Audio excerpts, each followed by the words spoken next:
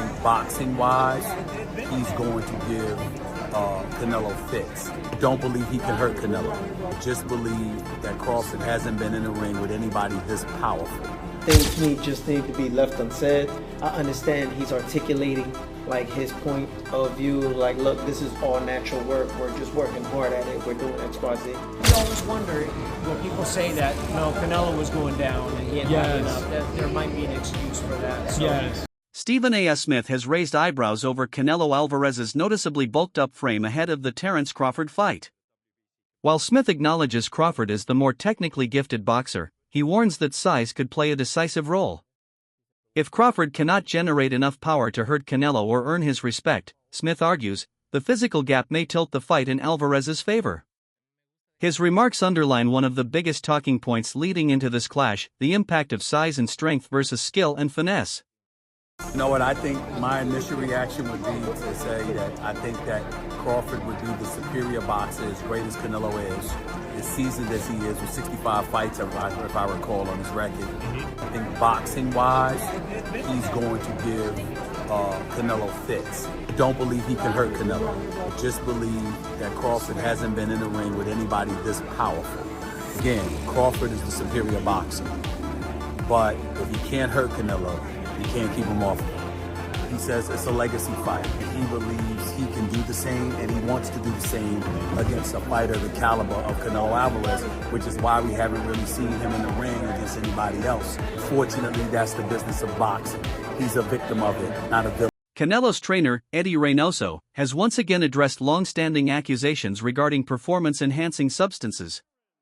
Over the years, critics have linked Reynoso's gym to failed tests, but he firmly denies ever providing or permitting banned substances. Reynoso insists that fighters under his watch, including Canelo, manage their own diets and nutrition plans, while his role remains strictly focused on training, strategy, and mental preparation. With speculation intensifying ahead of the Crawford bout, Reynoso's statement was a clear attempt to distance himself and his champion from the controversy. Eddie Reynoso says, starting now, I'll be working 100% with a team that I can supervise. I've let the boxers who have come to me to train have their own nutrition team. So all of these fighters popping because of their nutrition team. Eddie Reynoso is guilty by association, so you have to clear this shit up. That's what I was saying about Victor Conte when he came with his transparency. I'm doing the same now with Eddie Reynoso. He knows he has to clean that shit. I suggest to Eddie Reynoso, if you're going to be 100% in control of the nutrition team, join SNAP. They got hyper-exfoliated, futuristic, hydraulic change. Get Nello on SNAP. Hey, brother, Nello on SNAP with the futuristic 1.121 gigawatt, brother, please. Reynoso also defended Canelo directly, stressing that while several fighters he's coached in the past have tested positive, those cases do not implicate Alvarez. Each fighter, he said, is responsible for what goes into their body. He emphasized that Canelo has always followed a clean, carefully monitored program, taking extreme caution with food and supplements to avoid even the possibility of a violation. Boxing corruption at its absolute finest, but how does it connect to Eddie Reynoso and Canelo team? So Rodriguez Jr. failed his test after the Galal fight. He set the record for the most punches landed in that fight. It even prompted people like Sonny Edwards during the fight to say, this is weird. And yet, he will not be punished. In fact, he'll be kind of rewarded because he's going to get ordered an immediate rematch for the WBC belt. The only thing he's got to do is have a 12-month probation period with random testing. Now, WB are doing this because they have ruled it proven unintentional use. It just so happened he took stuff that was extremely beneficial to his conditioning. Here is the WBC official statement. Feel free to pause this and read it.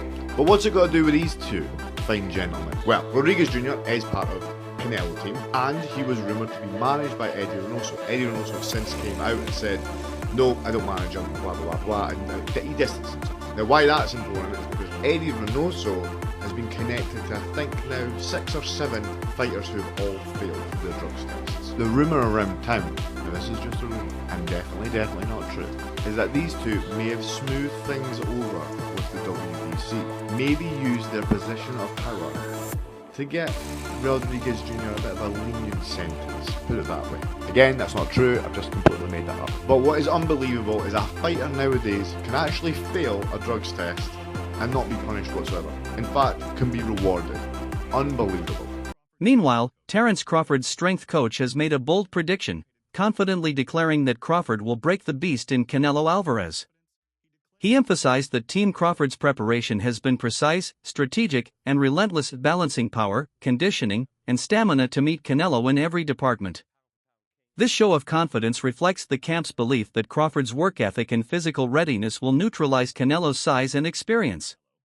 The statement has only intensified the pre-fight buzz, leaving fans to debate whether Crawford's power at the higher weight will truly be enough to trouble a proven champion like Alvarez. Listen, I get a lot of texts asking how I'm doing, how camp is going, so I figured I could just put it up in one post. So I'm in the mountains. This dude's about to beat the brakes off Canelo and be the greatest boxer of all time, and I get to play a part in it. All is well, truly well. We good. I'm good. I'm real good. Analysts are also pointing to the ring size as a potentially decisive factor. In a standard-sized ring, Crawford could maximize his movement, speed, and tactical positioning, forcing Canelo to chase and preventing him from setting his preferred pace. History shows that Canelo struggles against mobile opponents who keep him at distance, as seen in his loss to Dimitri Bivol. If Crawford is given space to maneuver, he could dictate the tempo and frustrate Alvarez. But if the ring is tighter and Canelo can cut off angles quickly, the fight could turn into a far more physical battle. If the ring is standard size, I think Bud beats his ass all around the ring for 12 rounds. If Canelo want to come forward and get the whooping, that's what he gonna get. But that's the thing, in that last Skull fight, he didn't want to take the fight to Skull. So if Canelo don't come to fight, I don't want to see Crawford stand in the middle of the ring and take that type of risk. Because Crawford, he talk about retirement, but he can still go on after this. So he ain't got to take that punishment. He can run it back with him. I don't want Crawford forced into a dogfight with Canelo. No, I think he gonna whoop his ass off. Veteran broadcaster Jim Gray described the matchup as a clash between two fighters with remarkable legacies. He praised Canelo Alvarez for sustaining success across multiple weight divisions and credited Terence Crawford for dominating his own. Gray stressed that this fight goes beyond titles, it's about legacy, with both men seeking to secure their place in boxing history. I think we want to see the best fight the best. And even though there's been a difference in weight divisions here, I think that, people clamor for big names and big fights and guys who are great to fight each other. So being for the institution, and I am for the institution of boxing, I think Canelo has been great for boxing, and I think Terence Crawford has been great for boxing. So how this is going to play out exactly, I don't know. Terence Crawford is older, and Canelo has, twice as many rounds? So I don't know how that combination ends up. The weight difference. Canelo's going to be a bigger man and a bigger frame, and coming up in that weight. So I think it's just going to be fun. It's going to be interesting. It's going to be at the Allegiant Stadium where the Raiders play, and it's going to be filled up, and we're going to have a huge, huge night for boxing for the world to see. On follow-up, do you feel like Terence Crawford has the style to cause Canelo problems? Does he have the style to what? Cause Canelo problems. Terence Crawford's a great fighter. Terence Crawford can give anybody problems. Whether or not he will, I don't have that crystal ball. I don't know. We'll just have to wait and see. Renowned trainer Abel Sanchez voiced strong doubts about Crawford's chances, pointing directly to the size disparity. Sanchez reminded fans that weight divisions exist for a reason. While skill is vital, he argued, natural size and strength are often decisive. In his view, Canelo's power at his natural weight will be too great an obstacle for Crawford to overcome, no matter how talented he is. As everybody has opinions, and my opinion is that I think Canelo will be too big for him. I think Crawford needed a little more seasoning, a little more seasoning of his weight, that is. He's had a year and hasn't had really any fights against those caliber fighters. The last fight he had a 154-pounder, moved up one division and had a difficult time in a way that he wasn't dominating as he did in the lower divisions. And you talk about a guy in Canelo whose really only bad outing was at the Bivol fight. And Bivol, when I first talked about that fight, when they asked me, is Bivol is Gennady Golovkin just 15 pounds heavier? Same skills, maybe not the punching power, but very skilled. So anybody below 75, Canelo is dominated easily. After the 5th or 6th round, it seems to be sparring sessions for him. So I think that he does very well, and I think he wears Crawford out and wins a going-away decision. Crawford is an all-time great, obviously, but there's weight divisions. Definitely as well. Abel, I'll leave it there, but I'll leave you with the final words. Any final words for the fans? Waiting to see you in the corner on Saturday night, my friend. I'm very happy to be back. I retired for 3 years. Legendary announcer Jimmy Lennon Jr. echoed similar concerns, noting that in fights like this, the naturally bigger man usually holds the edge. By that logic, Canelo should have the advantage. However, Lennon also pointed out that Canelo hasn't looked as sharp in recent performances, which could give Crawford an opening. His take reflects a balanced perspective. Size matters, but form and strategy can shift the outcome. For the super fight in September, how do you see that fight playing out? Who are you leaning towards? Who wins that fight? Yeah, I tell you, I tend to always think the naturally bigger fighter is going to have an advantage. I'm just, with the Crawford moving up, he was a 135-pound champion. They had 40, fantastic champion. 47 then, and then 54. Is 68 too much? That's really a big jump. But I tell you, a lot of people I respect just say, no, he's going to be favored on that. Wow. So I don't know what to say, but Canelo's a great fighter and a smart fighter, and two fighters in the pound for pound best. Getting it on. That's nice for boxing. And if Crawford is successful, where would you place him in the all-time greats? Does he belong in the top 10, or you've seen so many fighters come across? Yeah, that's a tough one. That's a tough one to say. But certainly he should be considered. He should be in that discussion. And people could argue that either way for a while. But if he doesn't, you always wonder. Well, people say that Canelo was going down and he had enough. That there might be an excuse for that. So, we'll see. But it'd be quite a feat if he does beat Canelo. That'd be amazing. Undefeated champion Shakur Stevenson has no doubts about Crawford's ability to overcome the size difference. Calling Crawford the best in his division, Stevenson believes his all-around skill set is enough to beat even a bigger, stronger opponent like Canelo. Coming from an elite fighter, Stevenson's confidence adds weight to the argument that Crawford is a genuine threat. Many in the boxing world share this view, making the potential clash one of the most intriguing and hotly anticipated matchups in recent years. When you first heard about this idea, when you first heard about it, what did you think of this idea of Bud going up to 68 to fight Canelo? I ain't gonna lie, I've been putting it out since, I want to say, you for Sean Porter. Like back then, if you go watch, it's an interview out there. I had said, I think that Terence Crawford would beat Canelo Alvarez right after he fought Sean Porter. So the idea, I've been thinking about it. I've been saying it before Bud even was saying it. Why were you saying it then? Like that was what, a few years ago? Was it 160 or 168 at that point? But why did you believe then that was the right fight? Because I just knew, like, as far as in that weight class, Terence Crawford is like the greatest. So I just feel as though with Canelo's style and like the style of boxing that he got, I think and this is before Bivol did it, but I thought like Terence Crawford was the only guy who I felt as though could have beat Canelo with his style. So tell me if you think I'm wrong here. Like, I might have been more confident after the Spence fight when he threw a lot of right hands in that fight. He was aggressive. Against Madrimov, he didn't throw a lot of right hands in that fight. And I've been saying for years that the only way to beat Canelo Alvarez is to throw right hands. Gennady Golovkin did it, almost beat him. Should have beat him the first time around. Dimitri Bivol did it in their fight. Other guys tend to try to jab him to death. I don't think you can win fights. I was about to say, I disagree with you. That's not surprising at all. Former world champion Sean Porter gave detailed insight into Crawford's physical transformation. After seeing him in person, Porter observed that Crawford's legs looked thicker and more powerful than before, evidence of targeted lower body training. He also noted that Crawford's weight gain appeared balanced across his frame, with no loss of speed or agility despite the added mass. For Porter, this is key. Crawford has managed to add strength while maintaining quickness, a combination that could be crucial in offsetting Canelo's size and pressure.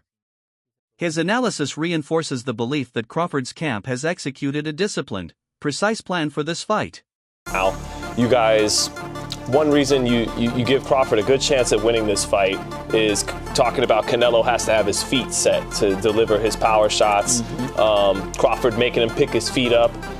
At 38 years old, putting on 14 pounds to go from 54 to 68, 38 years old, do you think his legs will be able to have the advantage that people that are picking him and thinking he could win this fight, will they have the advantage that they believe he will have at 38, putting on 14 pounds to those legs?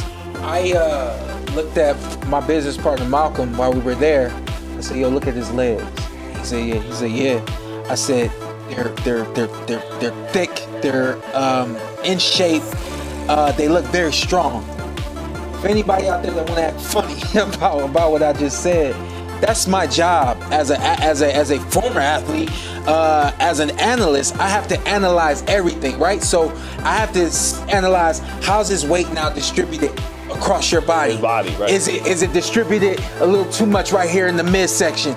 Are the legs too thick? And now I'm not seeing the muscle pop and things of that nature. The dude is doing all of the right things. They have something called the incline in Colorado Springs. So just in case you don't know, Colorado Springs is about 6,000, a little bit more than 6,000 feet in the air, right? So it's above the altitude. I don't know where Vegas is. Vegas is around 1,000, I believe. Among fans, a growing narrative suggests that Crawford might not just win, but dominate Canelo. Some even argue it isn't a 50-50 fight.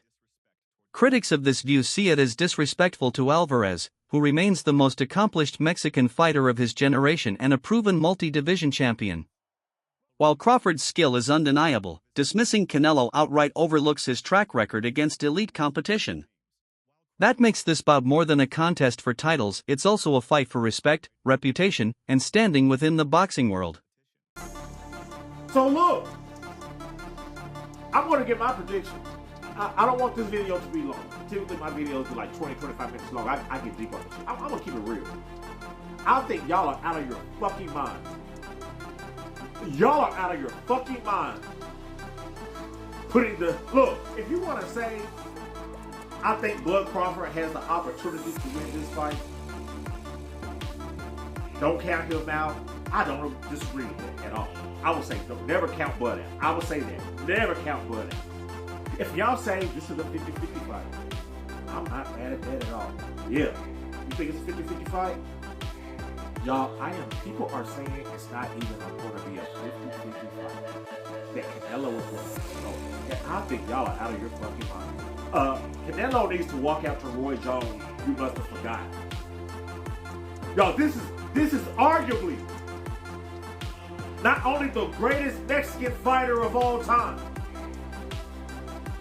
but this is arguably one of the greatest fighters ever. And y'all are acting like Canelo is some kind of fucking pushover. Like he's some kind of stepping stone.